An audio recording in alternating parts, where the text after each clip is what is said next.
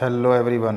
आज हम आपके सामने प्रबंध एंड इंट्रोडक्शन मतलब मैनेजमेंट एंड इंट्रोडक्शन प्रबंध एक परिचय जो चैप्टर है उसमें से एक क्वेश्चन लेके आए हैं, इम्पोर्टेंस ऑफ मैनेजमेंट, प्रबंध का महत्व। तो क्या है प्रबंध का महत्व, कितना फ़ायदेमंद है, यही मैं आपको बताऊंगा कि भाई प्रबंध जब हमारे बिजनेस छोटे लेवल के होते थे पुराने टाइम में, उस टाइम इनकी इतनी ज़्यादा प्रबंध की इतनी ज़्यादा वैल्यू नहीं थी, कोई महत्व नहीं था। और जैसे जैसे बिज़नेस बड़ा हुआ तो समस्याएं आने लगी, कठिनाइयाँ ज़्यादा आने लगी। तो उन समस्याओं और कठिनाइयों से निपटने का सिर्फ एक ही रास्ता था, वो है प्रबंध की सबको आवश्यकता महसूस हुई और प्रबंध की आज एक बहुत ही बड़े रूप में पहचान हो चुकी है। और एक अच्छी सी बात मैं महत्व के लेके प्रबंध के बता रहा हूँ, वो ये है यदि किसी क्रिया में से प्रबंध को हटा दिया जाए तो शेष कुछ नहीं बचता है। Anything minus management is nothing. कहने का मतलब यह है कि अगर कुछ भी आप कार्य करते हैं, अगर उसमें प्रबंध यूज नहीं कर रहे हैं तो फिर उसकी कोई वैल्यू, उसके कोई यूज नहीं रहेगा, वो जीरो है, उसका हमेशा फ़ायदा हमें होने वाला नहीं है। तो अब प्रबंध के मैं महत्व में से पहला प्रबंध का महत्व उठाया मैंने, पूर्व निर्धारित लक्ष्य को प्राप्त करना।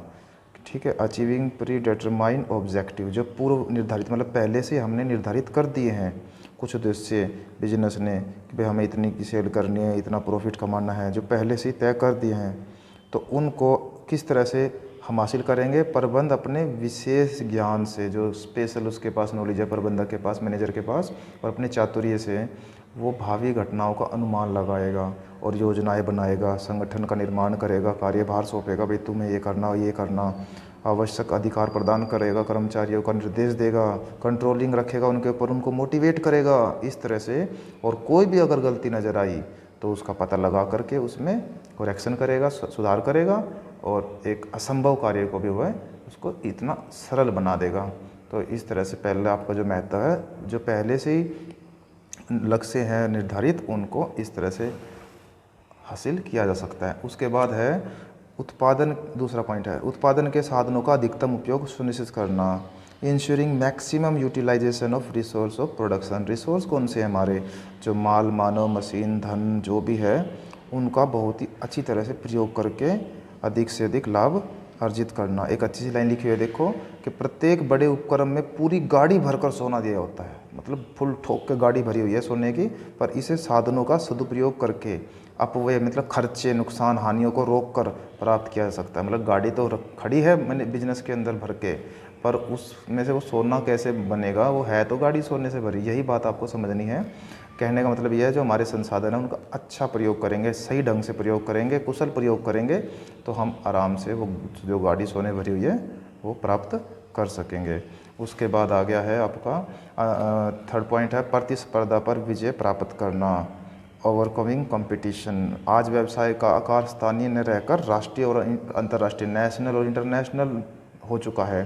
तो यहाँ पर जब लेवल बड़ा होगा तो बिजनेस का आकार बड़ा होगा, तो कंपटीशन भी वैसे वैसे बड़ा होगा। तो आजकल कंपटीशन नेशनल लेवल की बजाय इंटरनेशनल लेवल तक हो चुका है। तो उस कंपटीशन का कैसे आप सामना करेंगे, उसके लिए आप अपने बिजनेस को कैसे टिका पाएंगे मार्केट को लंबे समय तक, उसके लिए आपको अच्छी मैनेजमेंट करनी पड़ेगी, ग्राहकों को कम मूल्य का सामान देना पड़ेगा, अच्छी क्वालिटी देनी पड़ेगी, तभी आप ये कर पाओगे। और ये सब हो सकता है सिर्फ किस चीज़ से, मैनेजमेंट इसमें महत्वपूर्ण भूमिका निभाएगा। उसके बाद 4 पॉइंट आ गया ये बदलते वातावरण के साथ समन्वय सुनिश्चित करना। Ensuring integration with changing environment. वातावरण बदला वैसे ही आपको भी एकदम से चेंज करना पड़ेगा। जैसे कि अभी कोरोना वायरस आ रहा है ना, अब कोरोना वायरस आया तो तुरंत ही लोगों ने कंडीशन को समझा और उन्होंने अपनी तकनीक बदली। जैसे कि कोई कुछ काम कर रहा था, कोई कुछ काम, कईयों के बिज़नेस बंद थे, कईयों ने मास्क बनाने शुरू कर दिए, कई ने वेंटिलेटर बनाए, कईयों ने कुछ बनाया, तो वो उसने वातावरण बदला, उसी के अकॉर्डिंग अपने आप को चेंज किया, जिसका वो फ़ायदा उठाया। पर ये सब फ़ायदा मैनेजमेंट की वजह से ही और नई नई तकनीक की हेल्प से उठाया जा सकता है। उसके बाद है 5 पॉइंट आ गया बड़े पैमाने के व्यवसाय का कुशल संचालन सुनिश्चित करना। Ensuring smoothing running of large scale business. मतलब बड़े पैमाने का जो बिज़नेस है वो अच्छी तरह से कैसे चलाया जा सकता है, उसके लिए हमारे पास जो आज प्राथमिकता हम दे रहे हैं, उसमें जो सबसे बड़े पैमाने पर है वह है मेन मतलब मनुष्य, मनी मतलब कि धन, मटेरियल मतलब जो हमारा सामान है, और मशीन। तो की भी प्रचुर मात्रा में आवश्यकता होगी। जब बिजनेस को अच्छी तरह चलाना है तो इन चारों चीज़ें 4 M's की हमें सबसे ज़्यादा ज़रूरत पड़ेगी, और जब भी हम इसको अच्छी तरह कर पाएंगे। और इसके ऊपर कुशल प्रबंध करना ज़रूरी होगा, अच्छा मैनेजमेंट करना पड़ेगा, और तभी हम अच्छी तरह से बिजनेस को बड़े लेवल पे चला सकेंगे। उसके बाद है उत्तम संगठन ढांचा तैयार करना, maintaining the sound organisation structure. किसी भी संस्था की सफलता के लिए एक उचित और स्पष्ट संगठन ढांचे की आवश्यकता होती है। स्पष्ट और संगठन ढांचे की आवश्यकता होगी, मतलब एक बेस्ट स्ट्रक्चर होगा जिससे कि आराम से बिजनेस में हो पाएगा। जैसे मतलब मालिक कौन है, कर्मचारी कौन है, मैनेजर कौन है, कौन किसके नीचे काम कर रहा है, कौन किसके ऊपर काम कर रहा है, किसी प्रकार का अधीनस्थों के ऊपर किसी तरह का तनाव तो नहीं है। इस तरह का ढांचा होगा तब ही अच्छी तरह से मैनेजमेंट हो पाएगी और कर्मचारी अच्छी तरह से काम कर पाएंगे। उसके बाद है 7 पॉइंट, श्रमिकों तथा मालिकों में अच्छे संबंध स्थापित करना, stabilising good labour and owner relationship. अगर मालिक और श्रमिकों में अच्छे संबंध होंगे तो मधुर संबंध होंगे, वो काम को बहुत ही लगन से, ईमानदारी से और मेहनत से करेंगे। मालिक अपनी मांगों को मानने के लिए दबाव डालने की स्थिति में है तो कर्मचारी तुरंत उसका सहयोग करेंगे अगर अच्छे रिलेशनशिप हैं। अगर रिलेशनशिप अच्छे नहीं है तो उसके विरोध में खड़े हो जाएंगे, काम को अच्छी तरह नहीं करेंगे, जितनी ज़रूरत है उतना काम नहीं करेंगे। तो वो अच्छे संबंध बनाने के लिए मालिक को क्या करना चाहिए, जितना उनका बनता है मजदूरी सैलरी वो उनको मिलनी चाहिए, और प्लस पॉइंट उनको और सुविधा मिलनी चाहिए, किसी तरह का इंश्योरेंस हो गया, लाभों में हिस्सा हो गया, तो उससे क्या होगा, इनके रिलेशनशिप बहुत अच्छे हो सकते हैं।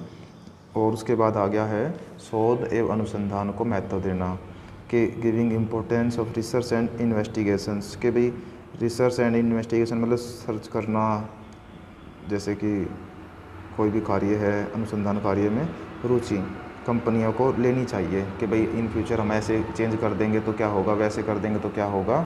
नई नई तकनीक खोजनी चाहिए, जिससे कि भाई नई नई विधियाँ खोजनी चाहिए जिसमें बिजनेस बढ़ेगा, लंबे समय तक कमाई करेंगे। तो इस तरह से आपका ये पॉइंट था रिसर्च वाला। उसके बाद 9 पॉइंट में क्या, सामाजिक उत्तरदायित्व की पूर्ति। सामाजिक उत्तरदायित्व की पूर्ति का मतलब है कि प्रत्येक व्यवसाय समाज से संबंधित अपनी क्रियाओं का शुभारंभ करता है, फलता फूलता है समाज में, अंत में विकास की चरम सीमा पर पहुंचता है सिर्फ समाज की वजह से। अतः कोई भी जो संस्थाएं हैं समाज से अलग रहकर कार्य नहीं कर सकती, ना ही जीवित रह सकती हैं। तो क्योंकि उसमें काम करने वाला व्यक्ति भी सामाजिक है और उसमें जो भी कर्मचारी काम करे वो भी सामाजिक हैं, तो उनका भला सबसे पहले, तो इसलिए समाज का भला होगा तभी सबका भला होगा।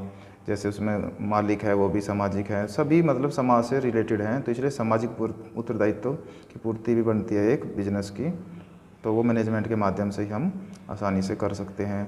लास्ट एंड फाइनल पॉइंट है आय में वृद्धि का लक्ष्य पूरा करना। तो आय में वृद्धि का लक्ष्य पूरा करना, किसी भी संगठन में लाभ में वृद्धि करने का मूल मंत्र क्या होता है, विक्रय में वृद्धि करना। मतलब लाभ ज़्यादा कमाएंगे कैसे, अगर उनकी सेल बढ़ेगी, उनके खर्चे घटेंगे तो लाभ ऑटोमेटिक वो ज़्यादा कमा सकते हैं। और फिर विक्रय वृद्धि कुछ सीमा तक संगठन के नियंत्रण में से बाहर कहीं जा सकती है, लेकिन लागतों में कमी करना पूरे संगठन के आंतरिक मामला है, इन्हें कम किया जा सकता है। क्वालिटी अच्छी देनी पड़ेगी, आधुनिक मशीनें लगानी पड़ेगी, ट्रेंड जो कर्मचारी है उनको काम पे रखना पड़ेगा, ऑटोमेटिक लागत फिर क्या आ जाएगी, कम आ जाएगी। तो इसमें एक लाइन लिखी है बहुत ही अच्छी, वो पढ़िएगा ध्यान से। कुशल प्रबंध के अभाव में व्यवसाय रेत पर बने मकान के समान है जो किसी भी समय गिर सकता है। ठीक है ना। Business without efficient management is a house build on sand which can fall at any time. किसी भी तरह समय ढह जाएगा, गिर जाएगा बिजनेस। कब, जब एक अच्छा मैनेजमेंट नहीं मिलेगा उस बिज़नेस को। तो इसलिए बिज़नेस को अगर ऊंचाइयों पे लेके जाना है, अच्छी तरक्की करवानी है, तो उसके लिए सबसे ज़रूरी है बेस्ट मैनेजमेंट, अच्छी जो प्रबंधकीय प्रणाली वो आप यूज करेंगे। इसी के साथ व्यवसाय इसके प्रबंध के उद्देश्य महत्व समाप्त होते हैं। Thank you.